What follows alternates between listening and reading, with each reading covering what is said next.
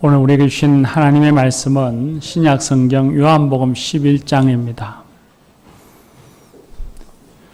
요한복음 11장 17절에서 36절의 말씀입니다. 신약성경 166쪽에 있습니다.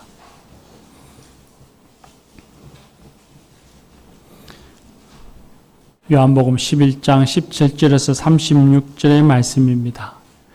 이제 하나님의 말씀을 경청하시겠습니다. 예수께서 와서 보시니 나사로가 무덤에 있은 지 이미 나흘이라. 베다니는 예루살렘에서 가깝기가 한 5리쯤 되매 많은 유대인이 마르다와 마리아에게 그 오라비의 일로 위문하러 왔더니 마르다는 예수께서 오신다는 말을 듣고 곧 나가 맞이하되 마리아는 집에 앉았더라. 마르다가 예수께 여짜오되 주께서 여기 계셨더라면 내 오라버니가 죽지 아니하였겠나이다. 그러나 나는 이제라도 주께서 무엇이든지 하나님께 구하시는 것을 하나님이 주실 줄을 아나이다. 예수께서 이르시되 내 오라비가 다시 살아나리라.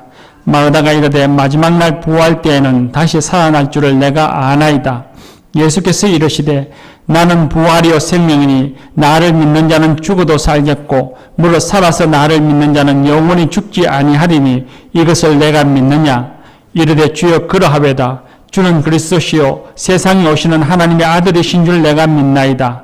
이 말을 하고 돌아가서 가만히 그 자매 마리아를 불러 말하되 선생님이 오셔서 너를 부르신다 하니 마리아가 이 말을 듣고 급히 일어나 예수께 나아가매 예수는 아직 마을로 들어오지 아니하시고 마르다가 맞이했던 곳에 그대로 계시더라.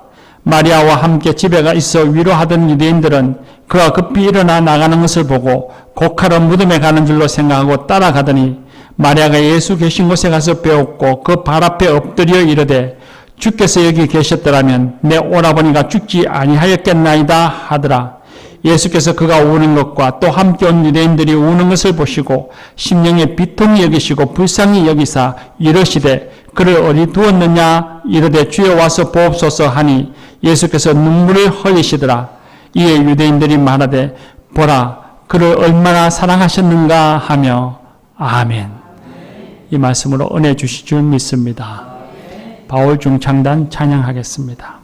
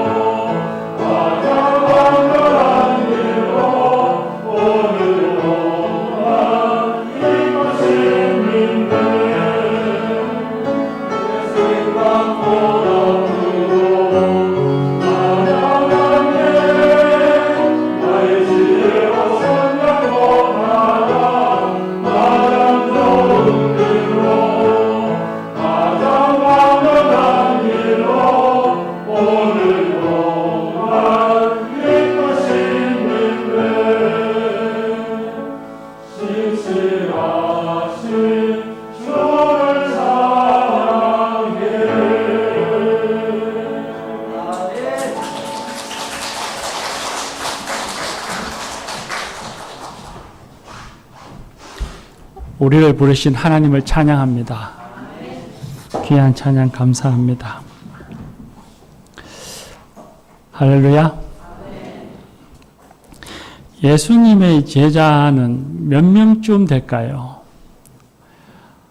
우리가 사도라고 부르는 12명의 제자 외에도 예수님이 전도하기 위해서 직접 파송하신 제자 70명이 있었다고 했으니까 아마도 우리가 상상하는 것보다 예수님의 제자는 훨씬 더 많았을 것입니다. 근데 그 많은 제자들 가운데에 예루살렘 가까이 베다니에 살고 있는 나사로와 그의 누이 마르다와 마리아라는 제자가 있었습니다. 예수님께서는 그들을 특별히 가깝게 여기셨고 성경 말씀에 보면 예수님께서 그들을 사랑하시는 제자라 그렇게 불렀습니다. 오늘 우리가 읽은 말씀은 예수님이 사랑하시는 제자 나사로가 죽었다는 소문을 들은 예수님이 위문하기 위해서 친히 그 가정을 방문해서 그의 누이되는 마르다와 마리아를 만난 내용의 말씀입니다. 예수님이 위문하러 베다니에 오신다는 소문을 듣고 언니 되는 마르다가 예수님을 맞이하러 나갔습니다.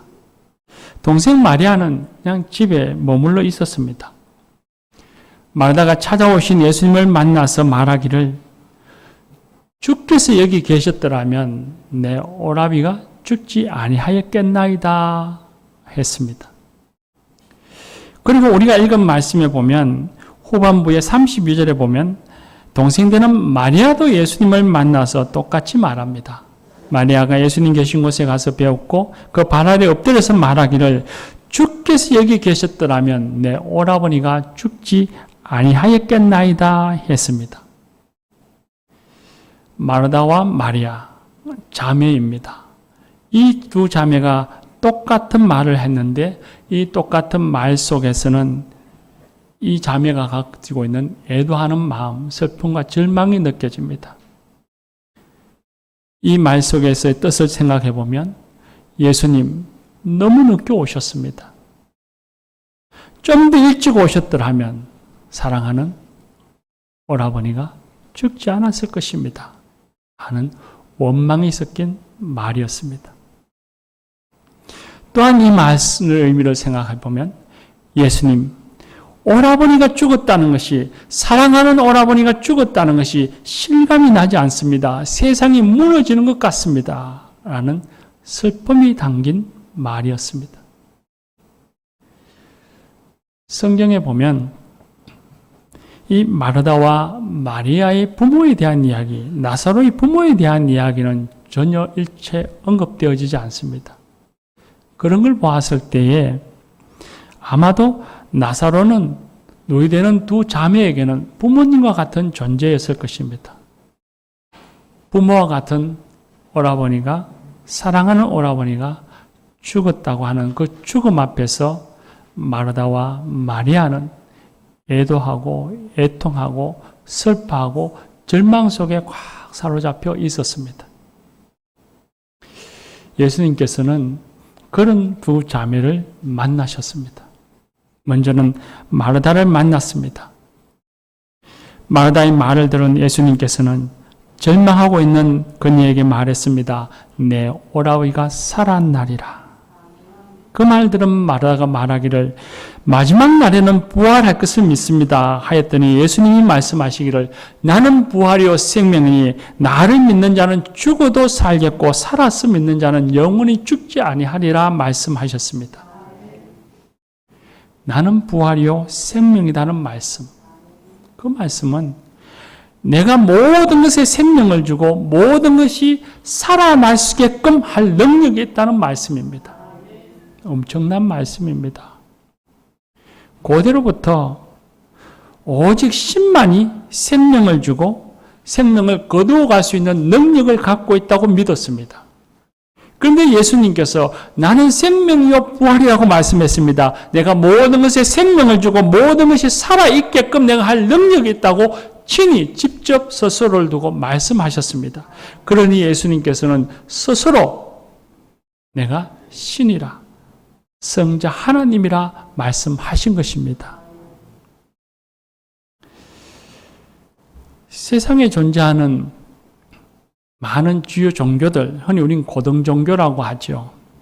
그 종교의 창시자들은 말하기를 나는 신을 발견할 길을 보여주는, 가르쳐주는 선지자라 그렇게 말합니다. 자신들은 신에게 나아갈 수 있는 길을 보여주는 사람들, 그런 사람이라고 말합니다. 그런데 예수님은 그렇게 말씀하시지 않습니다. 내가 곧 신, 내가 곧 하나님이며 내가 너를 찾아왔다 말씀하십니다. 예수님은 세상의 지혜를 보충해주는 어떤 종교적인 스승이 아니라 지혜 그 자체이시고 진리 그 자체이시고 생명 그 자체이시라고 말씀하고 계시는 것입니다.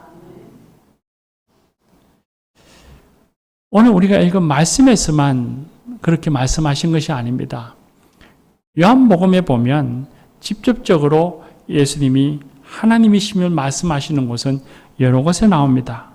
요한복음 5장 17절에 보면 예수님께서는 내 아버지께서 이제까지 일하시니 나도 일한다 하시면서 하나님 아버지와 자신이 동등하다고 말씀하셨습니다.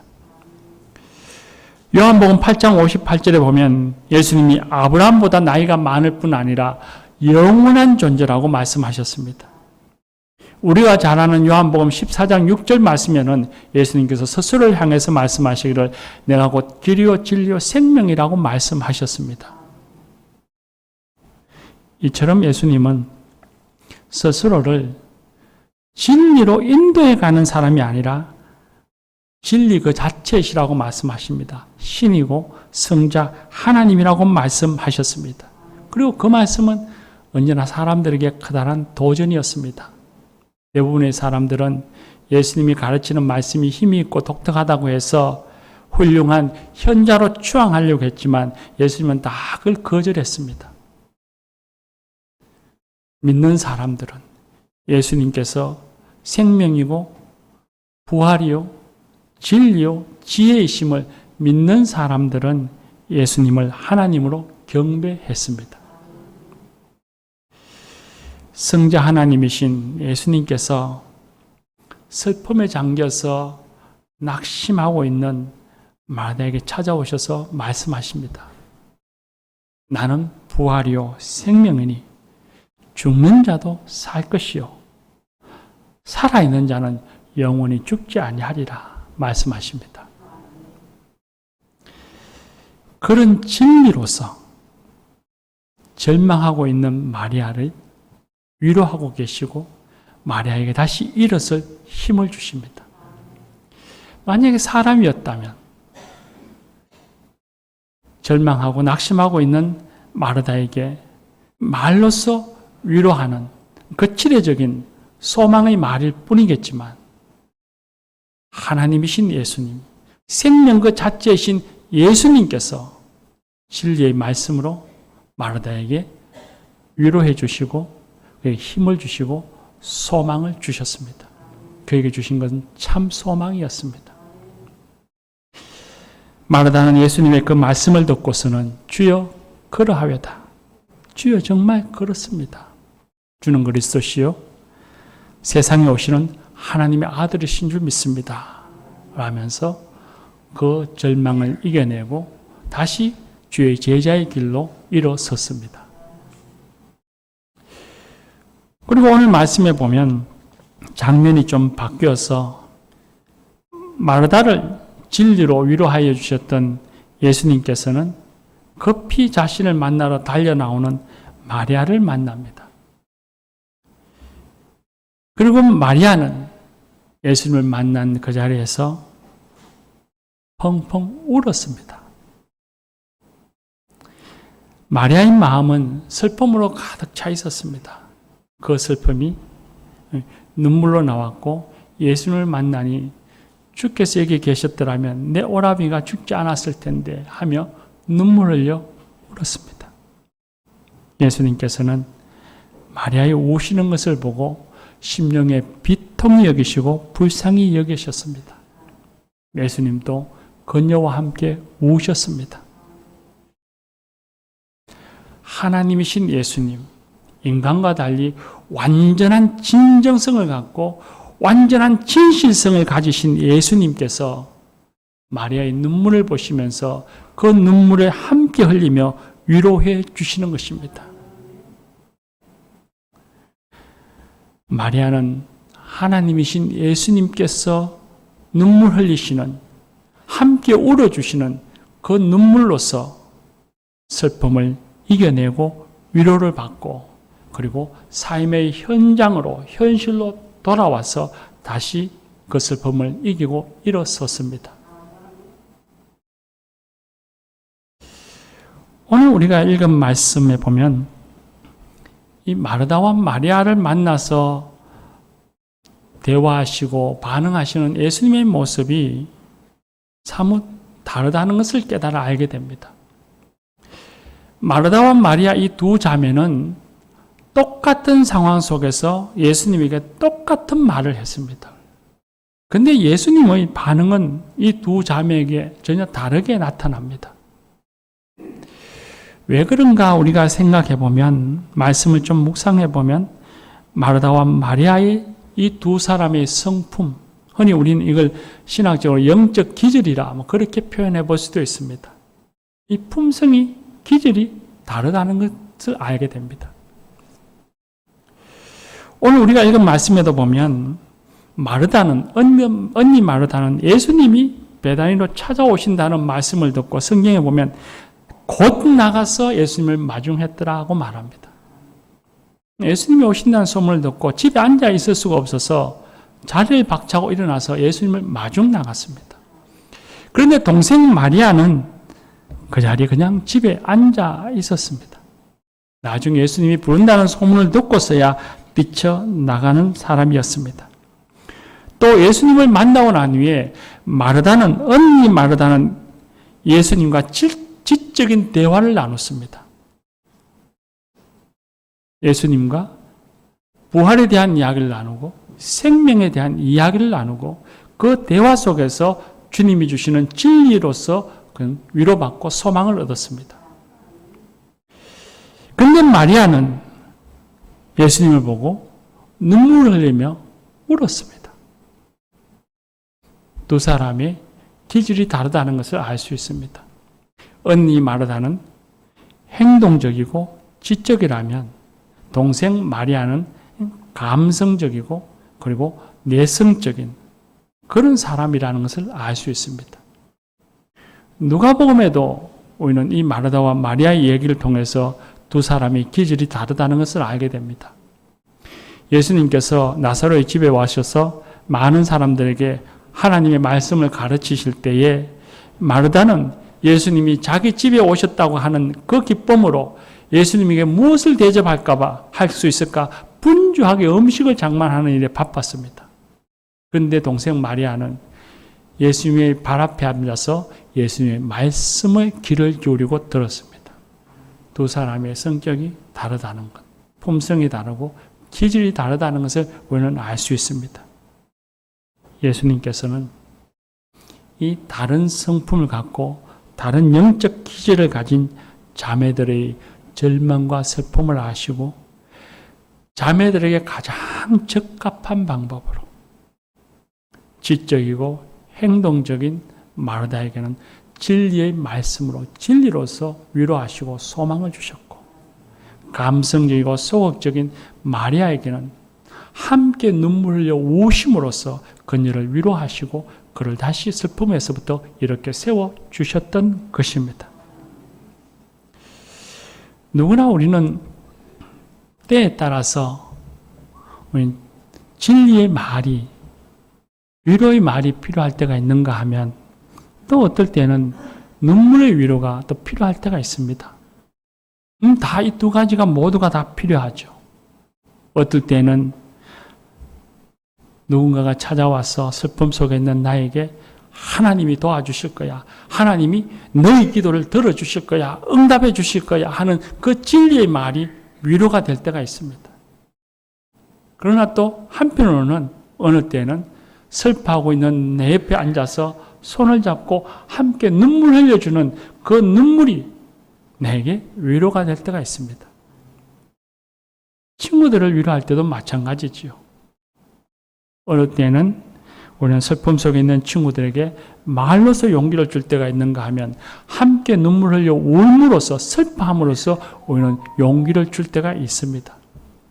그런데 문제는 우리는 사람들이 필요로 하는 것을 항상 정확하게 알지 못한다는 것입니다. 항상 정확하게 알고 정확하고 바르게 대응하지 못해서 진리의 말, 위로의 말이 필요할 때는 눈물을 흘려서 오히려 상대방을 당황스럽게 만들고 또한 눈물이 필요하고 위로해야 할 그때에 진리의 말을 행함으로써 사람들의 마음을 언짢게 할 때도 있다는 것입니다. 그런데 예수님은 달랐습니다. 예수님은 부드러워야 할 때에, 강해야 할 때에, 눈물 흘려 위로해야 할 때에, 진리로서 위로해야 할 때를 정확하게 아시고 그리고 위로해 주셨고 예수님의 위로로 인해서 애통하던 두 자매는 슬픔과 절망을 이기고 다시 일어서 나아갈 수 있었던 것입니다. 또 하나 우리 오늘 말씀에서 알 수 있는 것은 예수님이 슬픔에 잠긴 마르다와 마리아를 찾아와서 위로하시는 이유를 알 수 있습니다. 마르다가 나사로가 아프다는 소문을 듣고도 오랫동안 며칠 동안 나흘 가까이를 머뭇거리시던 예수님께서 길을 와서 이 두 자매를 만나 주신 이유 그리고 나사로를 죽음에 있는 나사로를 만나 주신 이유가 있습니다. 그건 바로 예수님이 그들을 사랑하셨기 때문이었습니다. 예수님께서 눈물 흘리시는 것을 보고 사람들이 오늘 우리가 읽은 마지막 절 36절에 그렇게 말합니다. 그가 얼마나 사랑하시는가 했습니다.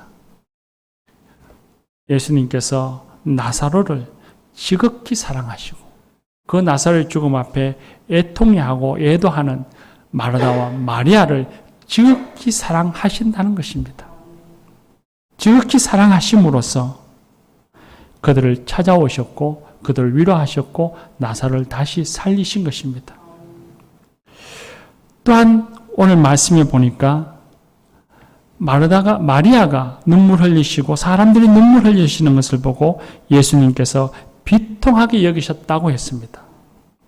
비통하게 여기셨다는 말은 사전에 찾아보면 슬퍼서 마음이 아프다 그런 뜻입니다. 그런데 이 말의 헬라어 원어의 단어는 그런 뜻에 머물러 있지 않습니다. 이 말의 헬라어 원어의 그 단어의 뜻은 분노하다 그런 뜻을 갖고 있습니다. 예수님께서 마리아를 눈물나게 하는 그 악한 상황에 대해서 분노하시고 미워하셨다는 것입니다. 나사로를 죽음에 몰았던 그 죄에 대해서 분노하셨고 죽음에 대해서 미워하시고 화를 내셨다는 것입니다. 예수님께서는 고통 속에서 슬퍼하고 절망하고 낙심하는 마르다와 마리아를 사랑하시면서 동시에 그들을 고통스럽게 하는 그 악한 상황, 죄와 악함과 그 암울함과 어둠을 향해서는 예수님이 분노하셨던 겁니다. 그리고는 그들을 찾아오셔서 위로해 주시고 그리고 그들의 그 악한 상황, 그들을 암울하게 하는 그 현실들을 다 제거해 주시고 그들이 다시 일어설 수 있도록 해 주셨던 것입니다. 교우 여러분, 우리가 세상을 살아가면 삶의 낙심이나 슬픔이라고 하는 것이 성경에 등장하는 인물들만의 전유물은 아닐 것입니다. 세상이 현재 모습 그대로 좋고 인간들에게 아무 문제가 없고 인간들의 삶에는 오직 평안만이 있다고 주장하는 사람은 세상에 아무도 없을 것입니다. 마르다와 마리아와 같은 그런 죽음의 슬픔을 우리는 경험하지 못하거나 기억하지 못할지는 몰라도 우리는 세상을 살아가면서 슬퍼하는 일, 낙심하는 일과 자주 맞닥뜨리게도 됩니다. 예수님께서는 마르다와 마리아를 위로하셨던 것처럼 오늘 성령님 통해서 오늘 또 우리와 함께 하시고 우리를 찾아오셔서 우리를 위로해 주십니다. 우리가 슬퍼하고 낙심하며 믿음이 흔들리고 삶이 흔들려 연약할 때 우리가 일상의 생활 속에서 지치고 힘들어 한숨 쉴 때에 예수님께서는 우리를 지극히 사랑하셔서 우리를 찾아와서 위로해 주십니다. 또한 예수님께서는 우리를 고통받게 하는 이 악한 상황들, 이 어둠들을 향해서 당연히 여기시지 아니하시고 그 어둠을 향해서 분노하십니다. 미워하십니다. 우리를 고통스럽게 하는 것에 대해서 주님은 분노하시고 화를 내시면서 우리를 그 가운데서부터 우리를 구원해 주십니다. 우리를 찾아오셔서 거기서부터 다시 이렇게 세워주셔서 믿음의 길, 평안의 길, 생명의 길로 걸어가게 해 주십니다. 그것도 한 가지만 방법이 아닙니다. 우리가 처해진 상황에 가장 적절한 방법으로 우리 각자의 기질과 성품과 상황에 맞게 예수님이 우리에게 가장 적절하게 가장 정확한 것으로 우리를 위로하시고 우리에게 힘을 주시고 일어서게 해 주십니다. 어떤 이에게는 진리의 말씀으로, 어떤 이들에게는 함께 눈물 흘리심으로, 어떤 이들에게는 사람을 통해서, 어떤 이들에게는 삶의 환경들을 통해서 예수님은 우리를 찾아와서 우리를 위로해 주시고 우리를 그 어려움에서부터 지치고 낙심한 그 연약함에서부터 우리를 이렇게 세워주시는 분이십니다. 그런 분이시기에 우리는 예수님을 붙들어야 합니다. 예수님을 기뻐하고 예수님을 우리는 찾아야 합니다. 세상을 보면 세상은 우리가 연약한 모습을 보이면 때때로 우리의 그 연약함, 나약함을 이용하거나 비웃기도 합니다. 그런 세상을 알기에 우리는 어떠하든지 내게 있는 나약함, 흔들리는 모습을 보이지 않기 위해서 우리는 강한 척하며 삽니다. 내 마음의 어리석음, 부족함을 보여주지 않기 위해서 내 속을 감추며 살고 있고, 내 말과 행동에 실수가 있어 험이 잡히거나 책망을 듣지 않기 위해서 노력하고 조심하다 보니 그 모든 것이 다 내게 스트레스가 되고 옵니다. 그러나 예수님과의 관계에서 우리의 연약함, 흔들림은 그렇게 부끄러운 것이 아닙니다. 예수님과의 관계에서 우리의 연약함은 하나님과 만나는 연결고리입니다. 마르다와 마리아가 그랬던 것처럼 말입니다. 예수님의 제자들을 한번 보십시오. 그들은 예수님이 대제사장에게 붙잡히자 모두가 다 두려워서 도망갔습니다. 예수님께서 십자가에 못 박혀 죽으시자 예수님의 죽음을 슬퍼하기만 할 뿐만 아니라 도리어 절망하면서 자신들도 화를 당할까 거처하는 곳에 문을 다 걷어 잠그고 살았습니다. 부끄러운 모습이죠. 나약한 모습이었습니다. 그런데 그때에 부활의 예수님께서 그들을 찾아오셨습니다. 그리고 말씀하셨습니다. 내가 평안을 주노라. 내가 성령을 주노라. 내가 세상으로 나아가라 말씀하셨습니다. 연약한 그들을 찾아와서 위로해 주시고 힘을 주시고 사도의 길을 걸어가도록 인도해 주셨습니다. 제자들 가운데 특별히 베드로에게는 더 그런 경험이 있었음을 압니다. 베드로는 예수님이 대제사장에게 붙잡혀 신문 받을 때에 여종이 그에게 다가와서 당신 또 예수의 사람이 아닌가 물을 때에 모든 사람들 앞에서 아니라고 부인했습니다. 그리고 또 조금 있다가 다른 여종이 와서 이 사람도 나사렛 예수와 함께 있었다고 외치자 예수님을 부인하면서 심지어 모른다고 맹세하기까지 했습니다. 그렇게 믿음에서 흔들리고 넘어진 베드로는 자신의 나약함을 직시하게 되면서 자신의 그 어리석음과 나약함 앞에 펑펑 눈물을 흘려 울었습니다. 사람이 가지고 있는 나약함의 그 밑바닥을 베드로가 보여준 것입니다. 그런 베드로를 예수님이 갈릴리 호수에 찾아오셔서 너가 나를 사랑하느냐 물으셨고 베드로를 위로하시고 다시 제자의 길을 걸어가도록 훌륭한 사도의 삶을 살아가도록 그를 이끌어 주셨습니다. 사랑하는 교우 여러분, 우리에게 누구나 다 연약함이 있습니다. 사람들에게는 부끄러워서 또 이런저런 이유로 드러내지 못한다 할지라도 예수님에게는 나아가서 우리의 연약함을 고백해야 합니다. 우리의 연약함이 예수님 앞에서는 부끄러운 것도 아니요 감추어야 할 것도 아닙니다. 오히려 우리의 연약함은 하나님을 만나는 길입니다. 예수님께서 우리의 연약함을 아시기에 우리를 찾아오시고 우리와 함께 하시며 우리를 만나 주십니다. 그렇게 예수님을 찾으면, 예수님을 만나서 다시 일어선다면 우리는 그 이후에는 자신의 연약함마저도, 자신의 나약하고 부끄러움마저도 사람들에게 당당하게 말할 수 있는 용기를 갖게 됩니다. 왜냐하면 그때부터는 사람이 나를 어떻게 생각하느냐에 매이지 아니하고 하나님이 나를 어떻게 생각하시는가에만 집중하기 때문인 것입니다.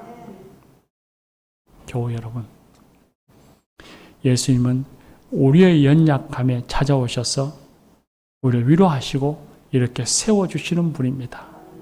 이 예수님을 우리가 꼭 붙들고 살아가는 성도들이 되십시다. 기도합시다.